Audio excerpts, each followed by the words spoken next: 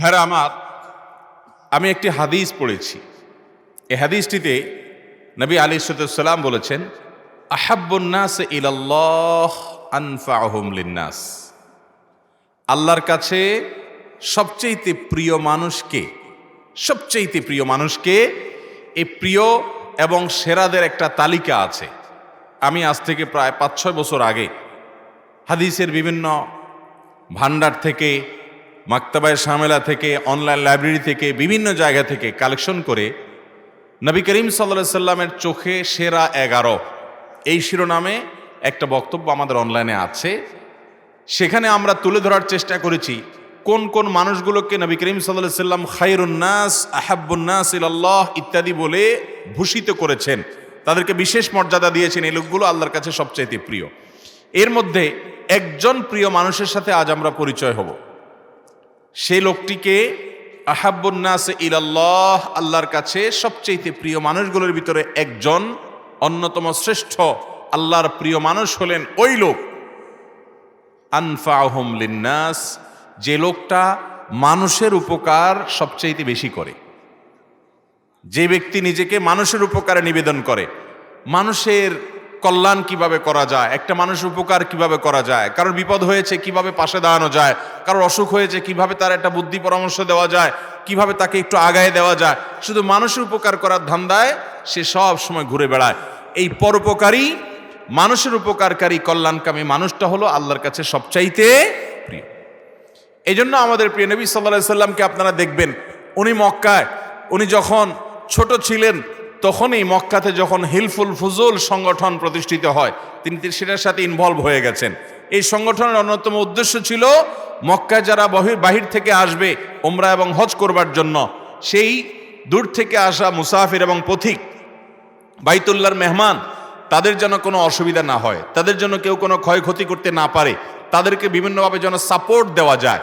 এই হিলফুল ফুজুল, এই সংগঠনটি সেই দূর থেকে আসা মুসাফিরদের, বাইতুল্লাহর মেহমানদের সাপোর্ট সেন্টার হিসেবে তাদের সহযোগিতার জন্য একটা সামাজিক উদ্যোগ এবং সামাজিক সংগঠন হিসাবে ভূমিকা রেখেছে। আপনার আমার প্রাণের নবী সাল্লাল্লাহু আলাইহি সাল্লাম সেটার সাথে যুক্ত হয়ে গেছেন সেই ছেলেবেলা থেকে। শুধু তাই নয়, পরবর্তীতে তিনি মক্কাতে, মদিনাতে যেখানেই গেছেন তার সারা জীবনের চেষ্টা ছিল তিনি মানুষ উপকার করার চেষ্টা করেছেন।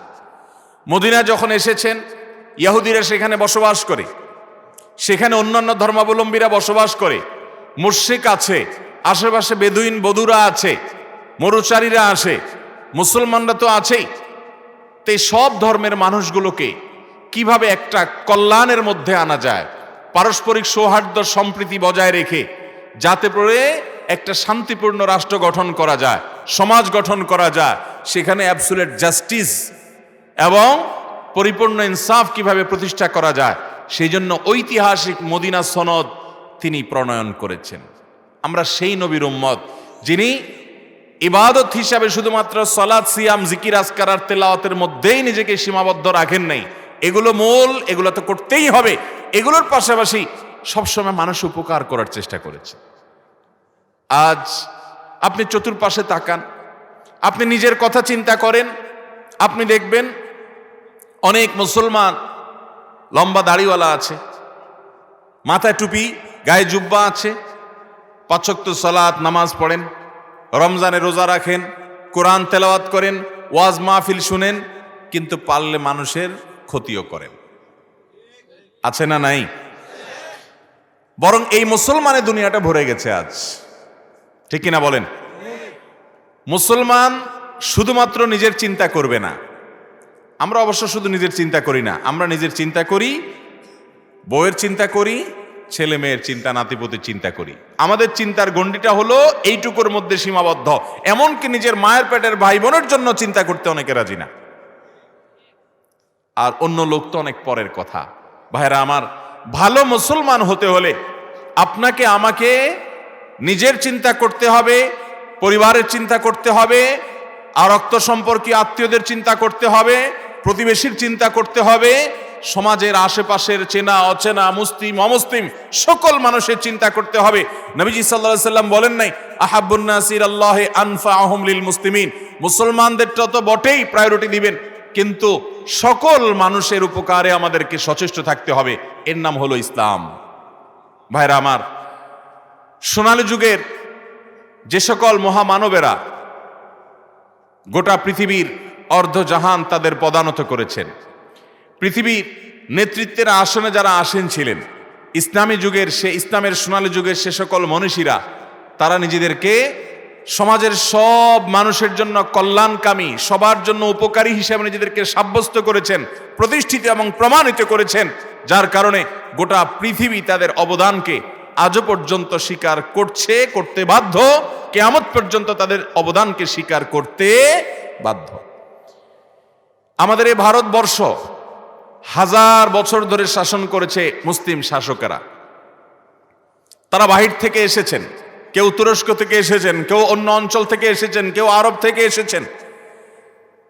যারাই এসেছেন এই ভারতবর্ষে, তারা ভারতবর্ষকে দিয়ে গেছেন, এখান থেকে কিছু নিয়ে যান নাই। মুসলিম শাসকরা সবাই এখানে এসে ভারতবর্ষের মানুষের উন্নয়নে কাজ করেছেন, তাদের অবদান রেখে গেছেন।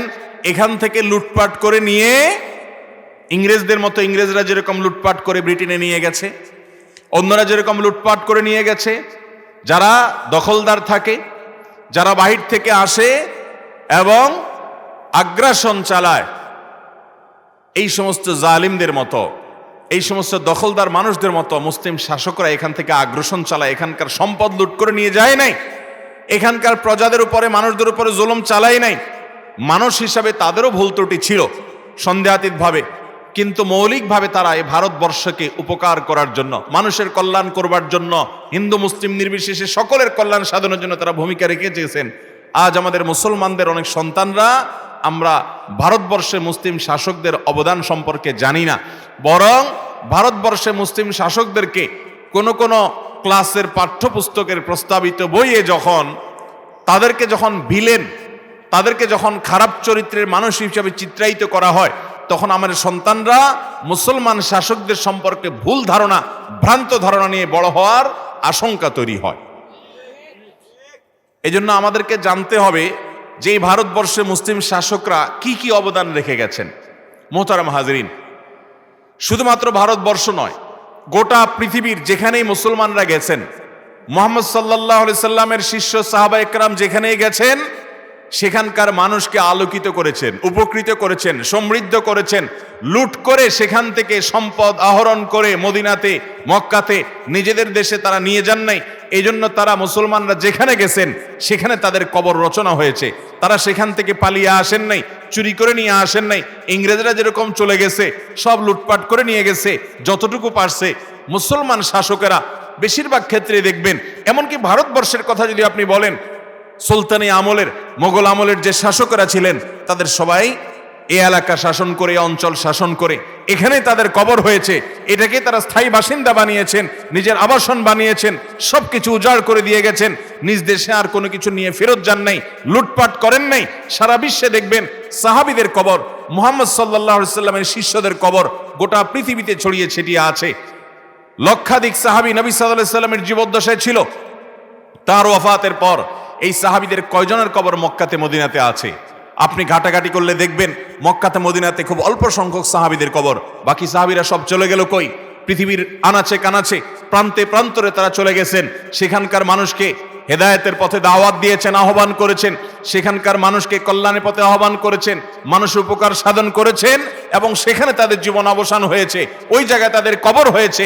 এই জন্য সাহাবীদের কবর আপনি পাবেন পৃথিবীর বিভিন্ন দেশে, আরব মুলুকে পাবেন, আরবের বাইরে পাবেন। সেখানে যতদূর তারা যেতে পেরেছেন ততদূর পর্যন্ত গেছেন এবং মানুষের উপকার করেছেন। এই জন্য মুসলমান শাসকরা যতদিন পর্যন্ত পৃথিবীর ড্রাইভিং সিটে ছিল, ততদিন পর্যন্ত পৃথিবীর মানুষ পৃথিবীর ইতিহাসের সবচেয়ে শ্রেষ্ঠ ইনসাফ এবং ন্যায় বিচার প্রত্যক্ষ করেছে।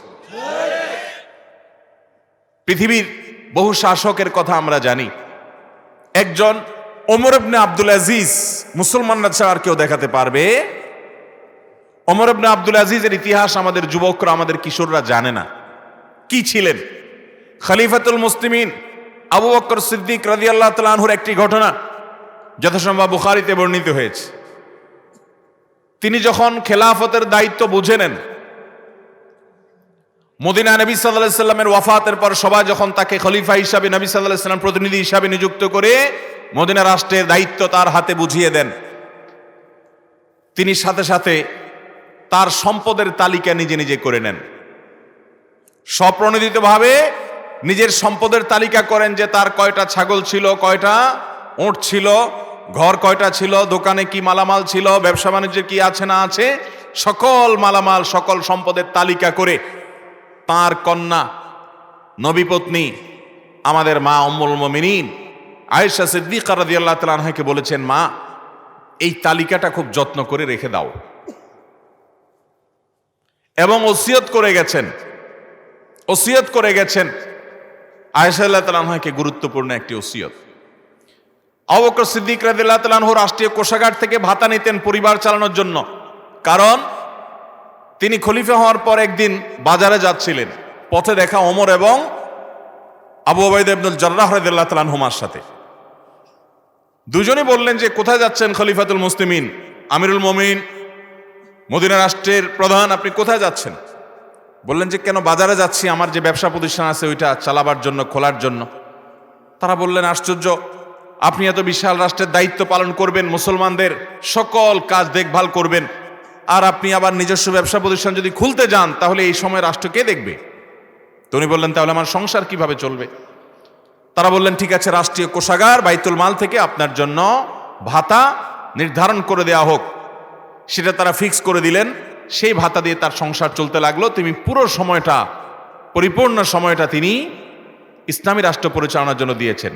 এটার উপর ভিত্তি করে গোটা দুনিয়াতে ওলামায়ে কেরাম আর অনেকগুলো হাদিস এবং আয়াতের উপরে সাহাবীদের আমলের উপর নির্ভর করে ইমামতি করে দ্বীনি শিক্ষা দিয়ে বেতন ভাতা গ্রহণ করা, যারা পরিপূর্ণভাবে এটার জন্য নিজেকে ফারেক করে রাখেন, অন্য কাজে সামিল হতে গেলে মূল কাজে বাধাগ্রস্ত হয়, দ্বীনের প্রয়োজনে তাদের জন্য ভাতা বেতন এটা নিযুক্ত করাটাকে সারা বিশ্বের সমস্ত ওলামায়ে কেরাম জায়েজ বলেন।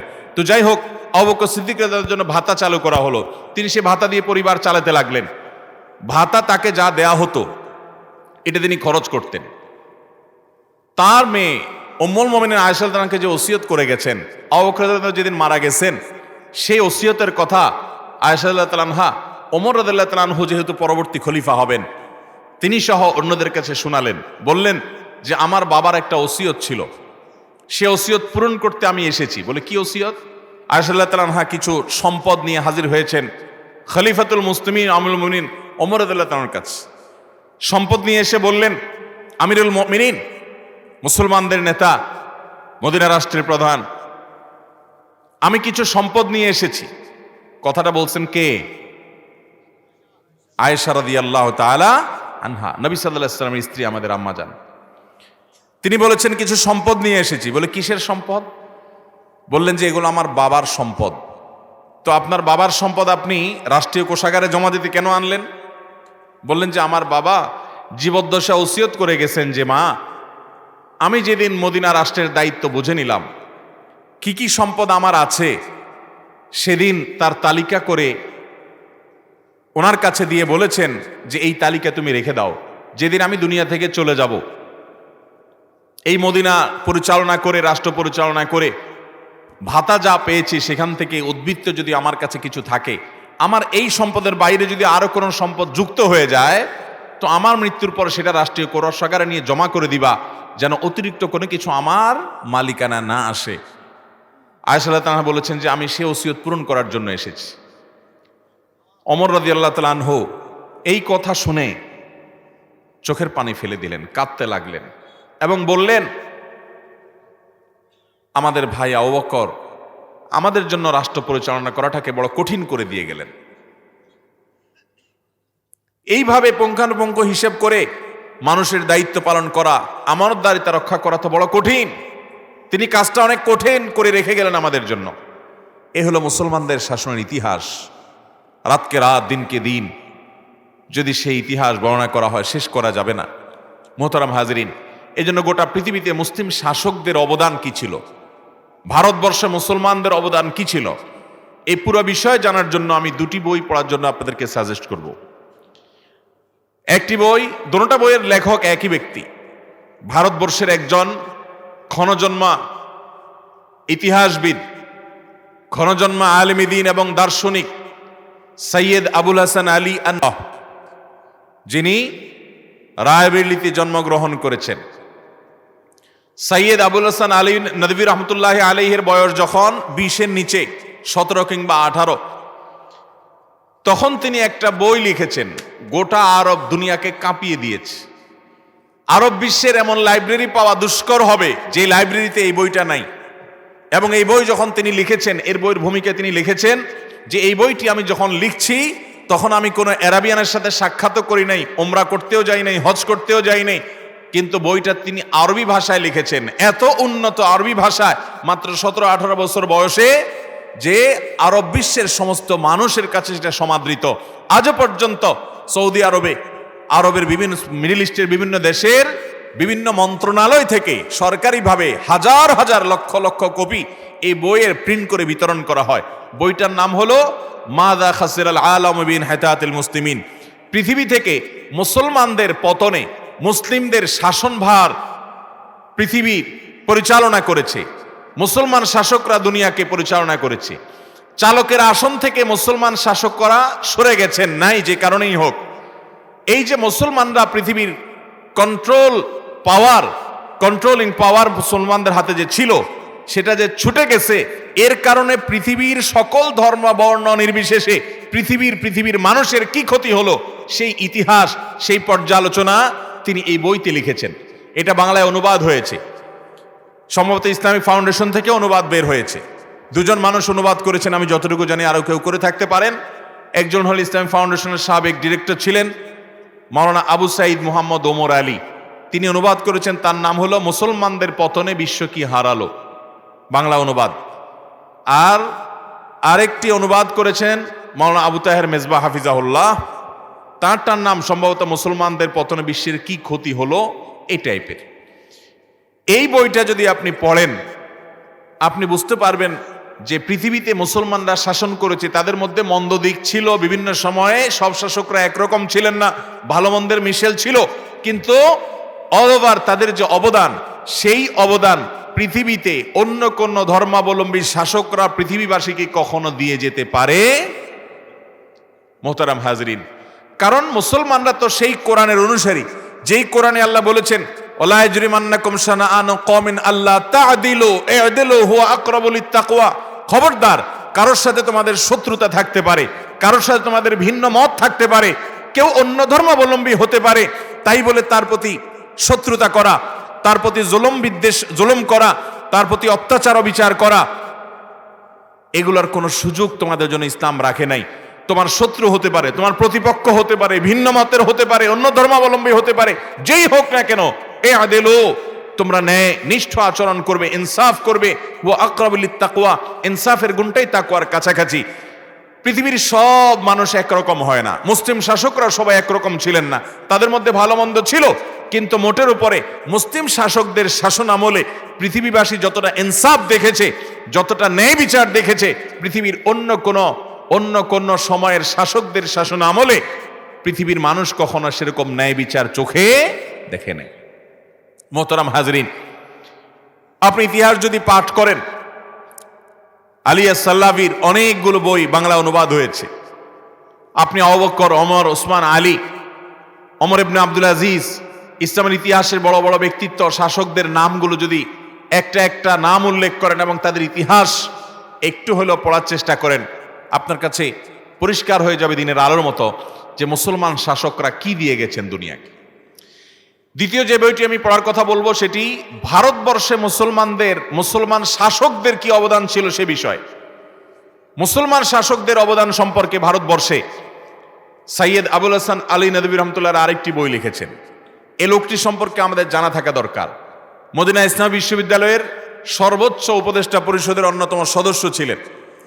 এই লোকটি মুসলিম বিশ্বের নোবেল খ্যাত বাদশাহ ফয়সাল অ্যাওয়ার্ড প্রাপ্ত ভারতবর্ষের হাতে গোনা কয়েকজনের একজন ছিলেন। অত্যন্ত মুখলিস, নিষ্ঠাবান, এবং গোটা পৃথিবীতে হাতে গোনা কয়েকজন ইসলামিক স্কলার যারা গত হয়েছেন গত 100 বছরে, তাদের মধ্য থেকে অন্যতম উল্লেখযোগ্য একজন মনীষী ছিলেন সৈয়দ আবুল হাসান আলী আন-নদভী রহমতুল্লাহ আলাইহ। তার বইগুলো অনেকগুলো বাংলা হয়েছে। বাংলাদেশে তিনি একবার সফর করেছেন, একবার এসেছেন। তৎকালীন বাইতুল মুকাররমের খতিব মাওলানা ওবায়দুল হক সাহেব রাহিমাহুল্লাহ, মাওলানা মহিউদ্দিন খান সাহেব রাহিমাহুল্লাহ এবং মাদ্রাসা দারুল রাশিদের প্রিন্সিপাল মাওলানা সালমান সহ অন্যান্য উলামা একরাম হাফিজাহুমুল্লাহ তাদের মাধ্যমে বাংলাদেশ সফর করেছেন। এই আলী মিরাদ রহমতুল্লাহ আরেকটা বই আল মুসলিমুনা ফিল হিন্দ, এটার অনুবাদ করেছেন চট্টগ্রামের আলেমী দ্বীন মাওলানা আফম খালিদ হুসেইন। ভারতবর্ষে মুসলমানদের অবদান এই নামে আপনি অনলাইনে সার্চ দিলে পেয়ে যাবেন। এই দুইটা বই আজকের প্রেক্ষাপটে আমাদের তরুণদেরকে বিশেষ করে পড়তে হবে। পাঠ্যপুস্তকে যদি হিন্দু শাসকদেরকে নায়কের আসনে বসিয়ে মুসলিম শাসকদেরকে খলনায়ক আর ভিলেন আর খারাপ এরকম কোনোভাবে চিত্রায়িত করার অপচেষ্টা করা হয়, অভিভাবক হিসাবে আমাদের কর্তব্য হবে আমাদের সন্তানদেরকে সঠিক ইতিহাস জানানো। আপনার সন্তান যদি সঠিক ইতিহাস না জানে তাহলে সে তো ভুল ধারণা এবং ভ্রান্ত ধারণা নিয়ে বড় হবে। বখতিয়ার খলজিকে পাঠাগার ধ্বংসকারী হিসাবে চিত্রায়িত করা হচ্ছে বইয়ে, যেই বখতিয়ার খলজিকে দখলদার হিসাবে আমাদের কোমলমতি শিশুদেরকে শেখানো হচ্ছে, সেই বখতিয়ার খলজি এই ভারতবর্ষে এসেছেন ত্রাণকর্তা হয়ে। মোহতারাম হাজরিন, আমি সংক্ষেপে আল মুসলিমুনা ফিল হিন্দ বই থেকে, যেটা বাংলা অনুবাদ করেছেন মাওলানা আফম খালিদ হোসেন, ভারতবর্ষে মুসলমানদের অবদান এই নামে, সেই বই থেকে কয়েকটা অবদানের কথা সংক্ষেপে তুলে ধরছি। সর্বপ্রথম এবং সবচেয়ে বড় উল্লেখযোগ্য যে অবদান মুসলমানদের ভারতবর্ষের মানুষের প্রতি, সেটি হলো তাওহীদের শিক্ষা ভারতবর্ষের মানুষকে মুসলমানরা দিয়েছে। এবং এ সম্পর্কে ডক্টর কে এম পানিকর তার এ সার্ভে অফ ইন্ডিয়ান হিস্ট্রি বইয়ে তিনি লিখেছেন, নিজেদের দেবতার নাম যাই থাকুক না কেন, ইবাদতের উপযুক্ত প্রকৃত অর্থে যে একজনই, এই ধারণা মুসলমানগণই এই ভারতবর্ষে সৃষ্টি করেছেন। এটা একজন হিন্দু পণ্ডিত এবং ইতিহাসবিদ ডক্টর কে এম পানিকর তার এই বইয়ে লিখেছেন। মুসলমান শাসকদের অবদান হিন্দু পণ্ডিত, হিন্দু ইতিহাসবিদের মুখে। আর নামধারী মুসলমানরা মুসলমান দেশে মুসলমান বাচ্চাদের জন্য বই লেখে, সেখানে ভারতবর্ষে মুসলিম শাসকদেরকে ভিলেন করে দেখায়। এরপরে আরেকটি অবদানের কথা আমরা বলতে চাই, পণ্ডিত জওহরলাল নেহরুর দ্য ডিসকভারি অফ ইন্ডিয়া বই থেকে। এগুলো সবগুলো আল মুসলিমুনা ফিল হিন্দে কোট করেছেন সৈয়দ আবুল হাসান আলী রহমতুল্লাহ আলাইহ। আমি ওই ইংরেজি বই থেকে দেখে বলছি না, আমি মুসলিমুনা ফিল হিন্দ বই থেকে উল্লেখ করছি। যেই আল মুসলিমুনা ফিল হিন্দের লেখক ভারতবর্ষ নয়, গোটা পৃথিবীর মানুষের কাছে অনেক বড় একজন ব্যক্তিত্ব ছিলেন। আপনি গুগলে সার্চ দিয়ে দেখতে পারেন। দুঃখজনক যে আমাদের মুসলমানরা, আমাদের তরুণ যুবকরা আজকাল হিরো জানে, কোথাকার কোন খেলোয়াড়কে পায়ের তেলিসমাতি দেখাতে পারে, কারিশমা দেখাতে পারে, তাকে হিরো হিসাবে জানে। মুসলমান যুবক জানে না যে তার পূর্বপুরুষদের মধ্যে অনেক বড় বড় হিরোরা গত হয়ে গেছেন, যারা ইতিহাসে এমন এমন অধ্যায় রচনা করে গেছেন যে আজ সেটি শুধু কল্পনা করা যায়, বাস্তবায়ন করা অনেক কঠিন। সৈয়দ আবুল হাসান আলী আন-নদভী রহমতুল্লাহ আলাইহ সেই মহামনীষীদের মধ্য থেকে, সেই বিরল ব্যক্তিদের মধ্য থেকে একজন ছিলেন, যিনি শুধুমাত্র আরব বা মধ্যপ্রাচ্য নয়, তিনি ইউরোপে অক্সফোর্ডের মতো প্রতিষ্ঠানে, বড় বড় প্রতিষ্ঠানগুলোতে তিনি অতিথি লেকচারার হিসাবে বিভিন্নভাবে সেখানে তার জ্ঞান, ইতিহাস সম্পর্কিত যে ধারণা, সেগুলো দিয়ে সেগুলোকে সমৃদ্ধ করেছেন এবং বিভিন্ন প্রতিষ্ঠানতে সংযুক্ত হয়েছেন। আপনি উইকিপিডিয়া পড়লেও তার সম্পর্কে আপনি জানতে পারবেন। যাই হোক, সৈয়দ আবুল হাসান রহমতুল্লাহ আলাইহির বই থেকে আমরা কোট করছি যে পণ্ডিত জওহরলাল নেহরু তার দ্য ডিসকভারি অফ ইন্ডিয়া বইয়ে তিনি লিখেছেন, মুসলমানদের কারণে ভারতের জাতপাত প্রথা শিথিল হয়। কিছু মানুষকে জন্ম থেকেই অপবিত্র মনে করা এবং সারা জীবন শিক্ষাহীন থাকার সিদ্ধান্তের পরিবর্তন আসে মুসলমানদের কারণে। এটা স্বয়ং স্বীকার করেছেন জওহরলাল নেহরুর মতো মানুষ। আমি এখানে যে কথাগুলো বলছি এটা হুবহু বই থেকে কোট করে বলছি না, আমি এটার সারাংশটা বলছি। এরপরে আসুন, বিখ্যাত পর্যটক বার্নিয়ার তার বই travels in the Mughal empire, এই বইতে তিনি লিখেছেন, ধর্মীয় স্বাধীনতা প্রদানের প্রতিশ্রুতির কারণে মুসলিম শাসকগণ হিন্দুদের সতীদাহ প্রথা নিষিদ্ধ সরাসরি শুরুতে করেন নাই, তবে মুসলিম গভর্নরদের অধীনে থাকা অঞ্চলের সতীদাহ হ্রাস করতে করতে সেটাকে একেবারে নিশ্চিহ্ন করার পর্যায়ে তারা নিয়ে এসেছেন। এবং আপনাদের অনেকের জানা থাকার কথা, সতীদাহ। সতীদাহ সম্পর্কে ধারণা তো আছে আমাদের, না? এক সময় এই ভারতবর্ষে হিন্দু ধর্ম মতে কোন স্বামী মারা গেলে স্ত্রীকে, স্বামী মারা যাওয়ার পরে তাকে যে চিতায় পোড়া হতো, ওই আগুনে, স্বামী মারা গেলে তাকে যে পোড়া হতো, স্ত্রীকেও ওই একই আগুনে পুড়িয়ে ফেলা হতো। এটার নাম ছিল সতীদাহ।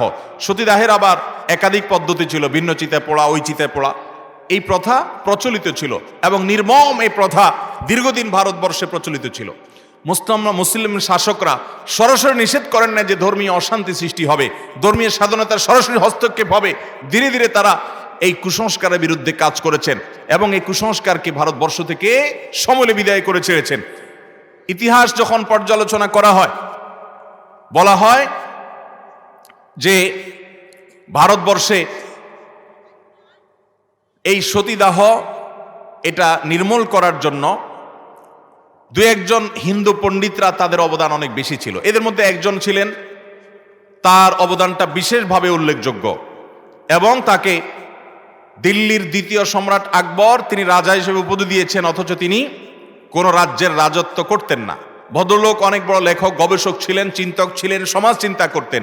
তিনি সতীদাহের বিরুদ্ধে অনেক অবদান রেখেছেন। কিন্তু সত্য কথা হলো, সকল যুগে এই ভদ্রলোক, তিনি অমুসলিম, তিনি তার বই পর্যন্ত লিখেছেন যে মুসলিম শাসকরা ভারতবর্ষ থেকে সতীদাহকে বিদায় করার জন্য অবদান রেখেছেন। শুধু তাই নয়, সতীদাহকে রাষ্ট্রীয়ভাবে সর্বশেষ সমূলে বিদায়ের জন্য যিনি রাষ্ট্রীয় ফরমান জারি করেছেন, তিনি হলেন মুসলিম শাসক আওরঙ্গজেব। মোহতারাম হাজরিন, মুসলমানদের অবদান ভারতবর্ষে যদি আরো বলি আমরা ইতিহাস চর্চা সম্পর্কে, ইতিহাস চর্চা সম্পর্কে বলা যায়, এবং এই সম্পর্কেও সিভিলাইজেশন ইন ইন্ডিয়া এই বইয়ে লেখা হয়েছে যে মুসলমানদের আসার আগে ভারতবর্ষে একাডেমিক কোনো ইতিহাসের চর্চা খুব একটা ছিল না। ধর্মীয় গ্রন্থে থাকা কিছু গল্প, ঘটনা, এগুলো চর্চাই হতো। মুসলমানরাই ভারতের সর্বপ্রথম ইতিহাস একাডেমিকলি চর্চা করা শুরু করেন।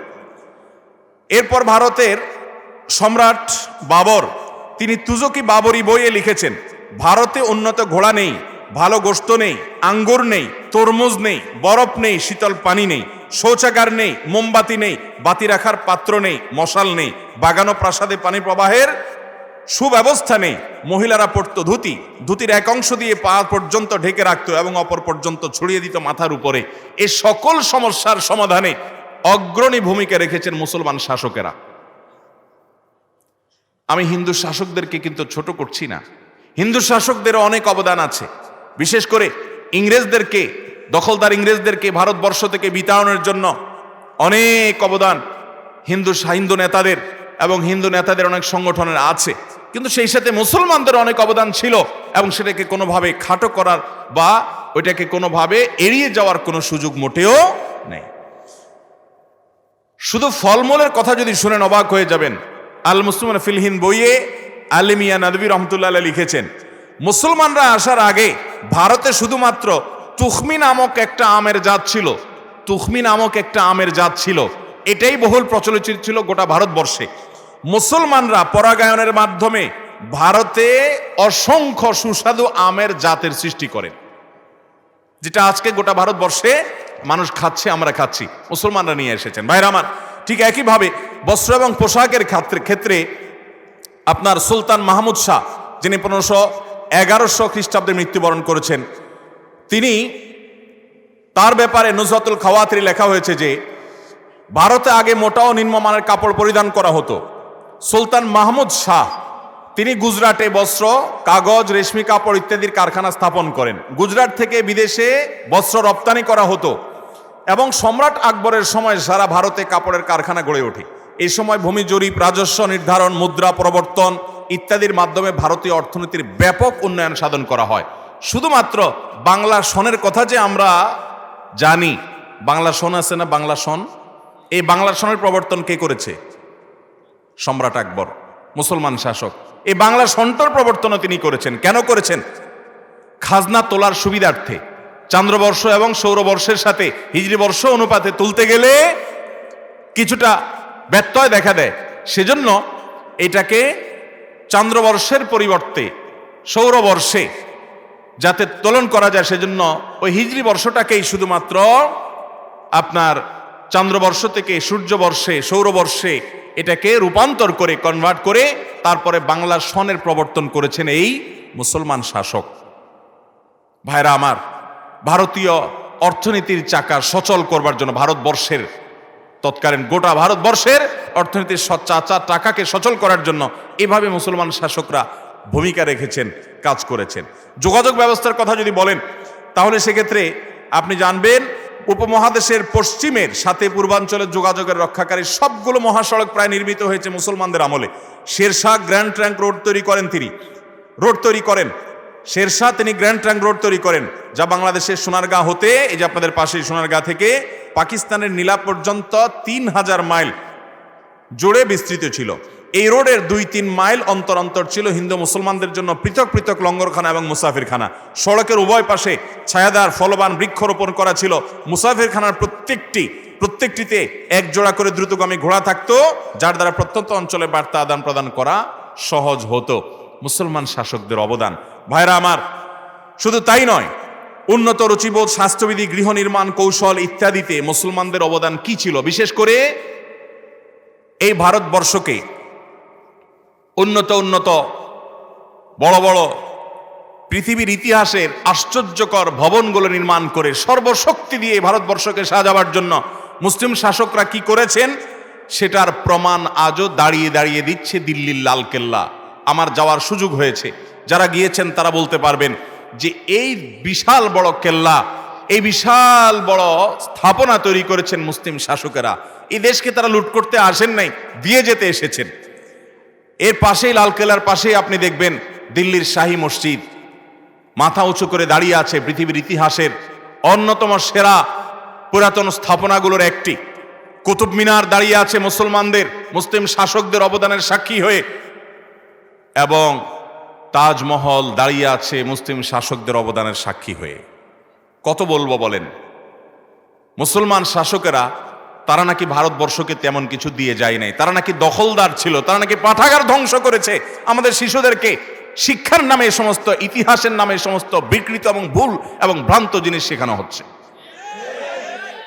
আমাদের বিশ্বাস যে এই বই এখনো প্রিন্ট হয় নাই, প্রস্তাবিত বই, এই ইতিহাসের নামে এ সমস্ত ভুলভাল তথ্য সংখ্যাগরিষ্ঠ মুসলমানদের মধ্যে ইসলামের ইতিহাসকে বা মুসলিম শাসকদের ইতিহাসকে বিকৃতভাবে, ভুলভাবে উপস্থাপন করে তাদেরকে ভিলেন করে দেখানোর যে ন্যাক্কারজনক ঘটনা ঘটেছে, আমরা আশা করব সেটা খুব দ্রুততার সাথে সংশোধন করে পরিশুদ্ধ এবং পরিমার্জিত সুন্দর এবং চমৎকার বই আমাদের শিশুরা উপহার পাবে। এটা আমাদের জোরালো বিশ্বাস, ইনশাআল্লাহ সেটা হবে। কারণ এখানে কিছু মানুষ হয়তোবা গোলা পানিতে মাছ শিকার করার জন্য মুসলমানদেরকে বিক্ষুব্ধ করার জন্য এরকম কোনো ষড়যন্ত্র এঁটেছে।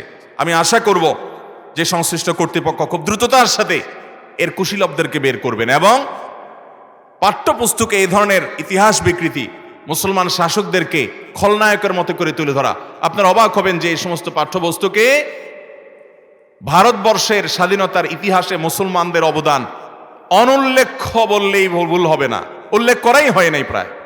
সেখানে শুধুমাত্র হিন্দু শাসকদের অবদানকে তুলে ধরা হয়েছে। আমি প্রায় বলার চেষ্টা করি, বাংলাদেশের মানুষ, সকল ধর্মের মানুষ এখানে যথেষ্ট শান্তিকামী, শান্তিপূর্ণ সহাবস্থানে বিশ্বাসী। এই জন্য আমাদের আশেপাশে অনেক দেশে ধর্মীয় দাঙ্গা, বড় বড় দাঙ্গা হয়েছে, শত শত মানুষ নিহত হয়েছে। বাংলাদেশে কোনোদিন এরকম কোনো ঘটনা ঘটে।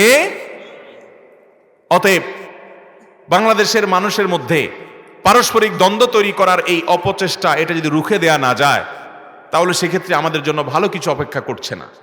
আল্লাহ তাআলা আমাদের কর্তা ব্যক্তিদের, বিশেষ করে সরকারের, যেন এই ব্যাপারে সঠিক সিদ্ধান্ত নেওয়ার তৌফিক আমরা সে দোয়া করি। মোহতারাম হাজরিন, এইভাবে আমরা যদি শুধুমাত্র অবদানের কথা বলতে চাই, ঘন্টাকে ঘন্টা বলা যাবে। আমি শুধুমাত্র কয়েকটা স্যাম্পল আপনাদের সামনে তুলে ধরলাম যে ভারতবর্ষে মুসলমান শাসকেরা কি করেছে কুসংস্কারচ্ছন্ন বিষয়গুলোকে দূর করবার জন্য, বৈষয়িক বিভিন্ন বিষয়ে ভারতবর্ষকে সাজাতে গিয়ে তারা তাদের সবটুকু তারা নিংড়ে দিয়েছেন। হ্যাঁ, আবারও বলছি, মানুষ হিসেবে তাদের অনেক ভুল ছিল। অবশ্যই তাদের সমালোচনার দিক ছিল, কিন্তু অবদানের দিক তার চাইতে কম ছিল না, বরং বেশি ছিল। অতএব সেই ইতিহাস আমাদেরকে জানতে হবে। সেজন্য আমাদের সন্তানদেরকে মুসলিম শাসকদের ইতিহাস, ইসলামের ইতিহাস, আমাদের প্রিয় নবীর ইতিহাস, সাহাবীদের ইতিহাস, খোলাফায়ে রাশিদের ইতিহাস, মুসলিম মনীষীদের সাথে পরিচিত করা, ভারতবর্ষে মুসলমানদের অবদান, এগুলো সম্পর্কে আমাদের সন্তানদেরকে জানাতে হবে এবং শেখাতে, এবং সেই সাথে আমাদের সন্তানদেরকে তাদের পূর্বপুরুষদের মতো শান্তিকামী বানাতে হবে। এই আমাদের প্রিয় স্বদেশটা শান্তিপূর্ণ থাকুক, এখানে সকল ধর্মের মানুষ বসবাস করেন, সকল ধর্মের মানুষের আবাসন এই প্রিয় স্বদেশ। সবাই মিলেমিশে আমরা এটাকে গড়ে তুলি, এটাকে সুন্দর একটা জায়গায় নিয়ে যাই। আমরা সবাই চাই কি চাই না? অতএব পাঠ্যপুস্তকে কেন, অন্য কোনো ক্ষেত্রে কোনোভাবে কোনো পক্ষকে, কোনো ধর্মের মানুষকে উস্কে দিয়ে বা তাদেরকে সংক্ষুব্ধ করে, তাদের সম্পর্কে বিভ্রান্তিকর কথা বলে, তথ্য দিয়ে কোনো প্রকার অশান্তি সৃষ্টির পায়তারা যেন কেউ করতে না পারে। এই আবদার এবং এই জোর দাবি শুধু আমার নয়, এদেশের প্রত্যেকটা শান্তিকামী মানুষের। আল্লাহ রাব্বুল আলামিন আমাদের সবাইকে একটা সুন্দর, সমৃদ্ধ, সোনার এবং শান্তিপূর্ণ বাংলাদেশ গড়ে তোলার তৌফিক দান করুন। আপনাদের এই এলাকার পাশেই হিন্দুদের একটা তীর্থস্থান আছে, এ নদীতে তারা স্নান করার জন্য আসে আমি যতটুকু জানি। শুধু বাংলাদেশ নয়, ভারত থেকে, বিভিন্ন দেশ থেকেও তারা আসে। মুসলমান হিসেবে অন্য ধর্মাবলম্বীরা তাদের ধর্মীয় কার্যকলাপ যখন করবে, তখন একজন মুসলমান হিসাবে আপনি কি বাধা দিবেন? সেখানে বাধা দেওয়ার কথা আপনাকে ইসলাম বলেছে? বরং অন্য ধর্মাবলম্বী মানুষ, তাদের প্রতিও সামাজিকভাবে আপনি তাদের সাথে সুন্দর আচরণ, তাদের প্রতি উত্তম ব্যবহার, ইসলাম তাদেরকে যে অধিকারগুলোর কথা বলেছে তাদের সাথে লেনদেন করা, প্রতিবেশী হিসেবে সাথে হক আদায় করা, এগুলো সব আমাদের করতে হবে। মনে রাখবেন, আপনি তার সন্তান, সেই আপনি সেই আব্দুল্লাহ ইবনে ওমর রাদিয়াল্লাহু তাআলার সন্তান, যিনি নবী করিম সাল্লাল্লাহু আলাইহি সাল্লামের হাতে গড়া সাহাবী ছিলেন। পরম আদর যত্ন করে নবী সাল্লাল্লাহু আলাইহি সাল্লাম তাকে গড়ে তুলেছিলেন। নবী করিম সাল্লাল্লাহু আলাইহি সাল্লামের ইলমের কয়েকজন বিশেষ বাহক ছিলেন, আলেম সাহাবী ছিলেন। তাদের মধ্যে একজন ছিলেন বয়সে তরুণ আব্দুল্লাহ ইবনে ওমর রাদিয়াল্লাহু তাআলা আনহু। এই সাহাবী, তার বাসায় একবার ছাগল জবে হয়েছে। কোন একটা উপলক্ষে বা কোনো কারণে হয়তো ছাগল জবে হয়েছে, ছাগলের গোশত রান্না হবে বাসায়। তিনি বাহির থেকে আসলেন, এসে পরিবারের সবাইকে জিজ্ঞাসা করলেন, আমাদের বাসায় আজকে ছাগল জবে হয়েছে, ভালো কথা। আমাদের আশেপাশে থাকা আমাদের প্রতিবেশী, ইহুদি প্রতিবেশী আছে, তাদের বাসায় কি আমাদের এই ছাগলের গোশত পাঠানো হয়েছে? তারা তো আমাদের প্রতিবেশী, অতএব তাদের প্রতি সৌহার্দ্যপূর্ণ, সম্প্রীতিপূর্ণ সম্পর্কের দাবি হিসেবে আমাদের বাসায় আজকে গোশত রান্না হবে, তাদের বাসায় একটু গোশত পাঠানো দরকার ছিল, এটা করা হয়েছে কিনা তিনি দুইবার জিজ্ঞাসা করেছেন। পরিবারের সদস্যদেরকে বলেছেন, আহাদাইতুম লিজারিনাল ইয়াহুদি, আমাদের ইহুদি প্রতিবেশীর বাসায় গোশত পাঠিয়েছো হাদিয়া তোমরা? তারা বললেন, না, পাঠানো তো হয় নাই। তখন তিনি বলেছেন, আমি মুহাম্মদ সাল্লাল্লাহু আলাইহি সাল্লামকে বলতে শুনেছি, মাযালা জিবরিল ইউসিনি ফিল জার, জিবরিল বারবার আসমান থেকে এসে প্রতিবেশীর অধিকার সম্পর্কে আমাকে সচেতন করছিল, সতর্ক করছিল, বারবার বলছিল যে প্রতিবেশীর ব্যাপারে সাবধান থাকবেন, যাতে করে প্রতিবেশী আপনার দ্বারা কোনো কষ্ট না পায়, প্রতিবেশীকে কোনোভাবে আঘাত করা যাবে না, কষ্ট দেওয়া যাবে না, ঝগড়াঝাটি করা যাবে না, তার জায়গা দখল করা যাবে না, আপনার কোনো কিছু দিয়ে, গাছ দিয়ে, পালা দিয়ে, মুরগি দিয়ে, হাঁস দিয়ে, আপনার সন্তান সন্ততি দিয়ে, আপনার ভলিউম দিয়ে, আওয়াজ দিয়ে কোনোভাবে প্রতিবেশীকে অত্যাচার করা যাবে না, তার যাতে যে কোনো কষ্ট না হয় এদিকটা খেয়াল রাখতে হবে। এই বিষয়ে জিবরিল আমাকে এত বেশি সতর্ক করেছেন, এতবার সতর্ক করেছেন, আমার আশঙ্কা হচ্ছিল কখন না জানি জিবরিল এসে বলে, আল্লাহর পক্ষ থেকে নতুন ফরমান জারি হয়েছে, আপনার মৃত্যুর পরে আপনার সন্তান সন্ততি যেরকম আপনার জমিনে, আপনার সম্পদে ভাগ পাবে, আপনার প্রতিবেশী, আপনার আশেপাশের ঘর, আশেপাশের জমিওয়ালা, বাড়িওয়ালা, আশেপাশের দোকানদার, আপনার আশেপাশের যারা আছেন, এই প্রতিবেশী, বাজারের প্রতিবেশী, আপনি দোকানদার, আপনার পাশের দোকানদার আপনার প্রতিবেশী, আপনি একটা জমির মালিক, আপনার পাশের জমিওয়ালারা, তিনো পাশে চারো পাশে যে জমি আছে এরা হলো আপনার প্রতিবেশী, আপনি যে বাড়িতে বসবাস করছেন আপনার বাইরে আশেপাশের ঘরগুলা তারা হলো আপনার প্রতিবেশী। এই প্রতিবেশীদের জন্য এত বেশি অধিকার ইসলামে রেখেছে যে তাদের জন্য আমার মৃত্যুর পর আমার সম্পদ আমার ছেলে মেয়েরা ভাগ পাবে, তাদেরও একটা ভাগ দেওয়া হবে, এরকম একটা সম্ভাবনা তৈরি হয়েছিল। কারণ জিবরিল এত বেশি আমাকে প্রতিবেশীর পরে সাবধান থাকতে বলেছে। আমাদের মুসলমানদের অবস্থা হলো আজকাল দেখবেন যে আশেপাশে প্রতিবেশীদের সাথে লাগালাগি, গুতাগুতি, ঝগড়া ফাসাদ, গন্ডগোল, মারামারি আরো বেশি থাকে। তো যেটা বলছিলাম, আব্দুল্লাহ ইবনে ওমর রাদিয়াল্লাহু তাআলা আনহু তিনি তার পরিবারের লোকদেরকে শিক্ষা দিচ্ছিলেন, তালিম দিচ্ছিলেন যে আমি তো মুহাম্মদ সাল্লাল্লাহু আলাইহি সাল্লাম থেকে শুনেছি প্রতিবেশীর ব্যাপারে এত বেশি তাগিদ তিনি দিয়ে গেছেন, আল্লাহর পক্ষ থেকে জিবরিল এসে তাগিদ দিয়ে গেছে, আর তোমরা আজকের এই জবে করা ছাগলের গোশত ইহুদি প্রতিবেশী ভাষায় কেন পাঠালে না? মুহতারাম হাজিরিন, আমরা সেই ধর্মের অনুসারী, আমরা সেই আব্দুল ইবনে ওমর রাদিয়াল্লাহু তাআলা আনহু উত্তরসূরি।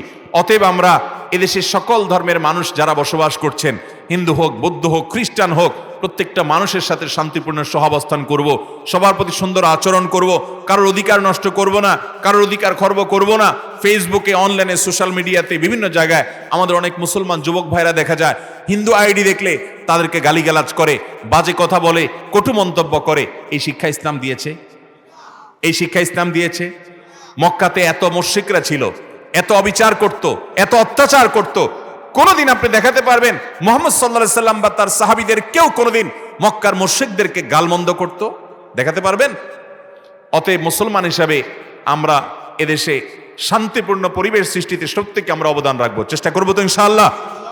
সেই সাথে আমাদের সন্তানরা যেন ইসলামের সঠিক ইতিহাস জানে, মুসলিম শাসকদের অবদান, বিশেষ করে ভারতবর্ষে মুসলমানদের অবদান সম্পর্কে তারা যেন ওয়াকিফাল হয়, তাদেরকে সঠিক ইতিহাস শেখাতে হবে, জানাতে হবে, চেষ্টা করবো তো ইনশাআল্লাহ। সন্তানদেরকে জানানো তো পরের কথা, অনেক বাপমা নিজেও জানে না এই সমস্ত ইতিহাস। অতএব আমাদের এগুলো শেখা লাগবে কি লাগবে না? আল্লাহ তাআলা আমাদের সবাইকে তৌফিক দান করুন। আমাদের সন্তানদেরকে আমরা স্কুল কলেজে পড়াই, তারা সেখান থেকে দ্বীনের প্রয়োজনীয় শিক্ষা সেভাবে পায় না, তাহলে তাদের সেই ঘাটতিটা পূরণের জন্য আমাদের পারিবারিকভাবে দ্বীনি শিক্ষার ব্যবস্থা থাকতে হবে কি হবে না? আজকাল আস্তে আস্তে দেখবেন মুসলমানদের পরিবার থেকে সেগুলো হারিয়ে যাচ্ছে। আমরা দেখতাম ছোটবেলায় স্কুলে যেত বাচ্চারা, কিন্তু ভোরবেলা ফজরের পরে মসজিদে মক্তবে যেত, মক্তব গিয়ে তারা কোরআন শিখত, তারা সালাত নামাজ শিখত, তারা রোজা শিখত, তারা ওযু শিখত, তারা মাসলা মাসাইল শিখত, ঈমান ইসলাম শিখত, এরপরে তারা স্কুলে যেত। আজ সেই মক্তবের কালচার আমাদের সমাজ থেকে প্রায় বিদায় হওয়ার পথে, ঠিক না ভাই? ঠিক। এখন অনেক স্কুল বা শিক্ষা প্রতিষ্ঠানে শুরু হয় অনেক ভোরে, তাহলে আমরা সেক্ষেত্রে আফটার স্কুল অনেক ওলামায়ে কেরাম শুরু করেছেন। মাওলানা আব্দুল মালিক হাফিজাহুল্লাহ মারকাজুদ দাওয়ার আফটার স্কুলের একটা আফটার স্কুল মক্তব বা এই জাতীয় নাম দিয়ে আপনার একটা উদ্যোগ শুরু করেছেন সারা দেশে। আরো অনেক ওলামায়ে কেরাম শুরু করেছেন, অনেকেই বিভিন্ন ফরম্যাটে চালু করেছেন, সবগুলোর কথা আমরা জানি না। এই সমস্ত ফরম্যাটগুলোর সাথে আমাদের সন্তানদেরকে সম্পৃক্ত করাতে হবে। ভালো করে বলুন, শুনে রাখেন, আপনার আমার জন্য ইসলামের উপরে টিকে থাকা যত কঠিন, আজ থেকে 20 বছর পরে আমাদের সন্তানরা যখন আমাদের মতো বড় হবে, আল্লাহর শপথ করে বলছি, আমার ধারণা তাদের জন্য ঈমানের উপরে টিকে থাকাটা আজকাল আমাদের জন্য যতটা কঠিন তার চাইতে বহুগুণ বেশি কঠিন হবে। কারণ কিয়ামত সময় যত সামনে এগোতে থাকবে, কিয়ামত যত নিকটবর্তী হতে থাকবে, ঈমানের উপরে টিকে থাকা তত সহজ হবে না কঠিন হবে? অতএব আমাদের সন্তানদেরকে আমরা যদি দ্বীন শিক্ষা না দেই, ঈমানের শিক্ষা না দেই, তারা শিক্ষার নামে, বিনোদনের নামে, বিভিন্ন নামে বেঈমান হয়ে বসে থাকবে, আপনার টেরও পাবেন না। অতএব আমরা আমাদের অভিভাবক হিসেবে দায়িত্ব পালন করবো তো ইনশাআল্লাহ।